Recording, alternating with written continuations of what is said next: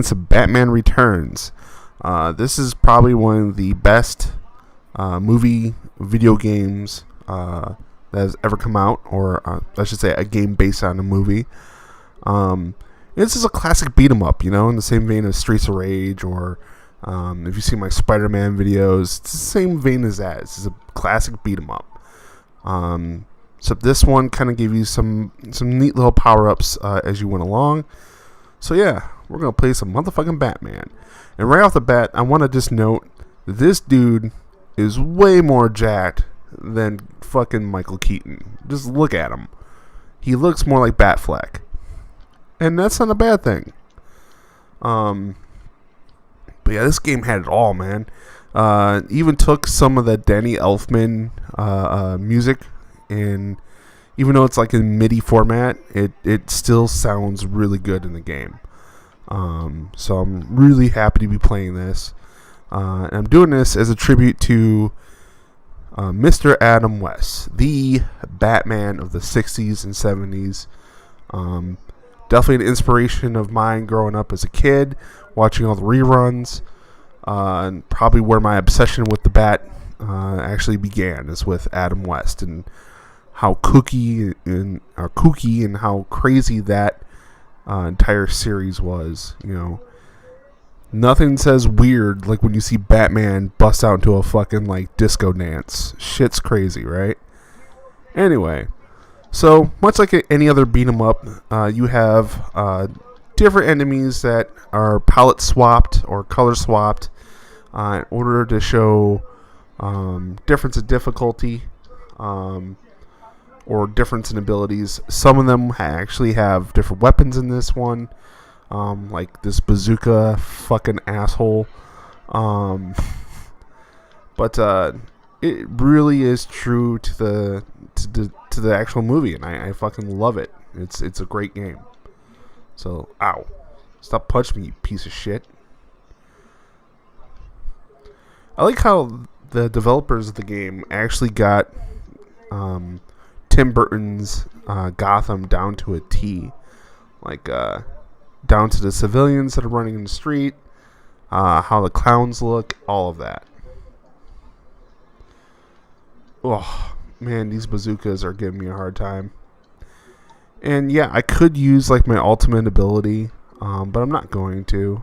It's just not worth it. Oh, hate these rockets. Fuck them. You may hear some noise in the background. As I'm recording this, there's a press conference going on, and I haven't turned it off.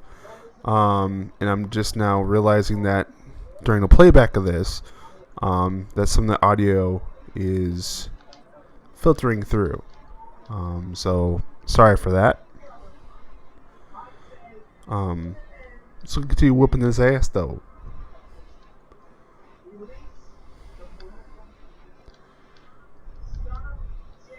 And it's incredibly heartening to see that you have batarangs. You can use a grappling hook. Oh, look at these big fucking bastards. Hate them. They're just big and doofy. Ugh. Oh, stop it. Stop sitting on me. Why is it in every game like this, the big dudes, like the really fat rotund dudes, just like fly in the air and earthquake you? I don't... What was the premise of that in the 90s, where it's like, we can't really make fat people do much else besides like fly in the air and cannonball to the ground? That's fat shaming. As a fat dude, I oppose that. I'm just fucking around. I don't care. Ooh. So, in some levels like this one here, you have just abilities, right? So you don't have regular punches. You have batarangs, and then you have the grappling hook. The grappling hook really doesn't do shit in this level, just so you know. There's really no point for it until the end, and you'll see what I mean. So realistically, all you're doing is spamming your batarangs and trying not to get hit by Uncle Sam Stilts guy over here. And of course, the abundance of clowns that just never go away. Ugh. And the fat fucks that just bounce on the ground. You know, because they're like rubber fucking balls. Fucking fucks.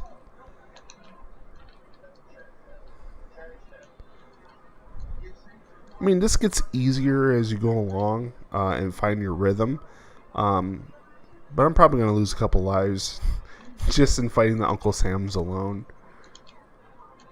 Oh, God damn it. We're getting punched directly in the face by a scrub.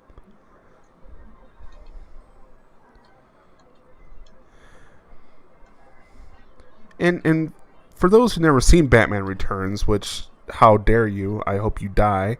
Batman Returns, one of the things that Penguin did was utilize a circus gang that supposedly was part of the Joker's crew from the original movie in 1989 to kind of confuse Batman into thinking that the Joker was somehow still alive.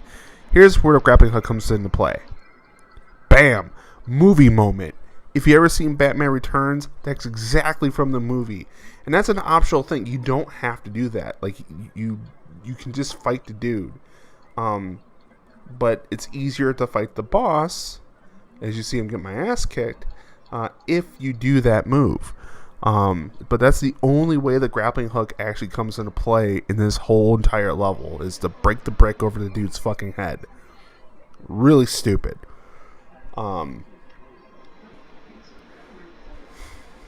Spoiler alert for those who haven't played this game or seen the movie, because you're fucking weird. Selena Kyle, oh my gosh. Wonder who that is in like the Batman universe. Oh. Look at that guy. Look at the penguin. Danny DeVito to this day is the best penguin on screen.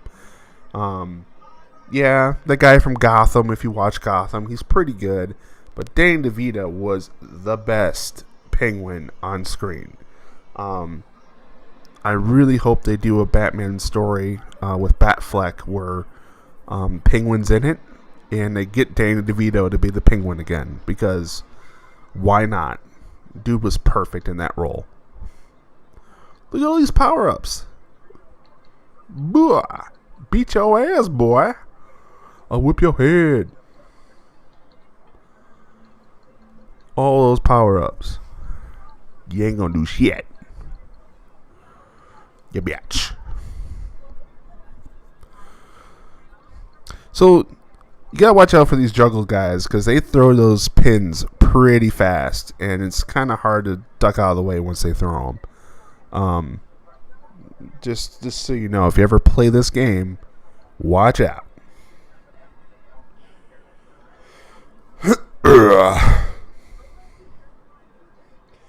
And the motorcycle guys, when they come around, they have very short health bars. And the reason for that is you can kill them with one hit of a batarang. I'm not sure if you've seen that so far in this playthrough, but that's the easiest way to get rid of them.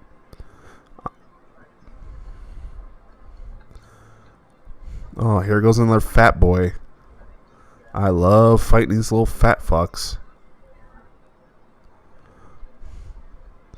Like, seriously, it was a huge trope in the 1990s for the bigger, heavier set dudes to either be like the strongest bad guys you faced or just the dumbest in terms of AI or move sets. And here you get both. They're both strong and have really ridiculous move sets. 90s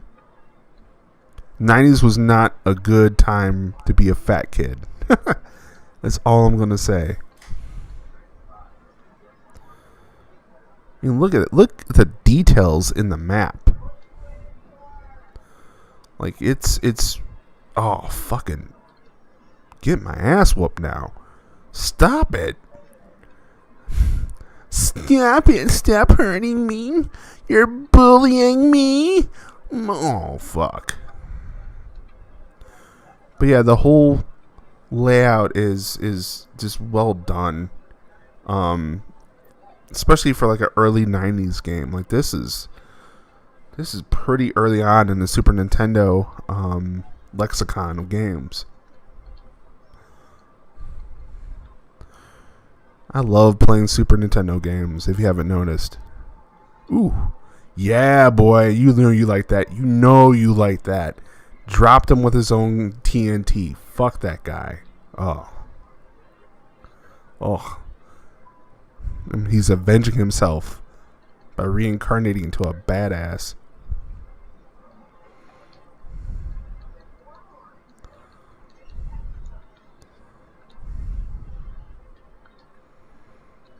But yeah, this game did a really good job by trying to mimic 3D by having like some really cool 2D foreground pictures, like that speed limit sign or that statue before it.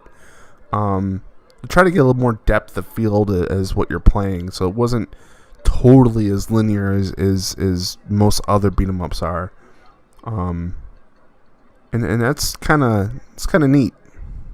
I'm not saying that I pioneered anything. I'm just saying that it really added some elements to the game and it kind of gave it more of a feel. But that's where I'm going to end this here in a moment. And I'll see you next time, motherfuckers. Peace.